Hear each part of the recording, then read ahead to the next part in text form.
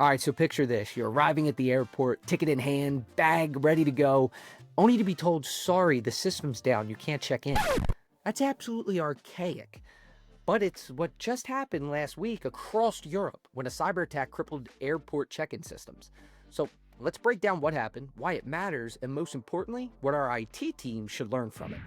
So a quick breakdown of what happened. The attack targeted Collins Aerospace Muse. Now that's a platform, a software, a check-in and boarding system used by airlines across Europe. So when hackers struck, the software went dark. Check-in desks couldn't process passengers, boarding passes wouldn't print, and baggage systems were backed up. Airports scrambled and finally switched to manual processes, like pen and paper. But delays and cancellations rippled through flights already. Now, why does this matter? We're talking about planes, not your business. But it's a textbook case of vendor risk. Your defenses might be the best in the game. You got the best setup. But if a critical vendor goes down, you go down with them. In aviation, that means grounded flights, but in your business, it could mean frozen orders, locked out employees, or stalled logistics.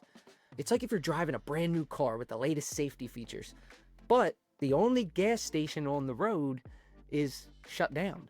It doesn't matter, you ain't going anywhere. And see, attackers know this now. They've changed it up. Ransomware gangs are now aiming for maximum disruption, not just stolen data.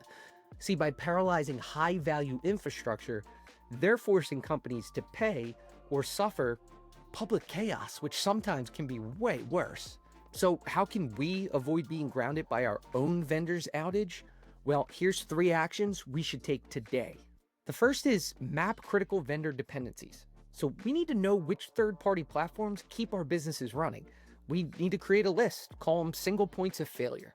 The second is build failover and manual modes. Airports had to scramble to pen and paper. You need backup systems at the least, documented manual workflows to stay operational. And the third is strengthening contracts and incident drills. This might be the most important. We need to update our vendor service level agreements to include very clear recovery timelines and run tabletop exercises simulating these outages, just like you would practicing a fire drill in your own building. Think of it like flying. You don't just trust the engines. Sure, if everything goes well, you're going to make the flight. But we need to have backups, emergency procedures, a crew trained for the unexpected. The European airport outage is an absolute reminder that even the strongest, biggest organizations can be brought down by their single weakest link. Protecting your own systems isn't enough anymore. You need to safeguard the chain that connects you to your vendors. Do me a favor, comment down below the #1 thing you think IT teams can be learning from this and an action they can take. And subscribe, hit that notification bell so you can stay up to date with quick, practical insights that keep your business prepared for the next big disruption. Hey, how are you? Could you imagine if you liked and subscribed to the channel right now because you want to stay up to date on the newest tech tips and news? That'd be so wild. Oh, that's interesting.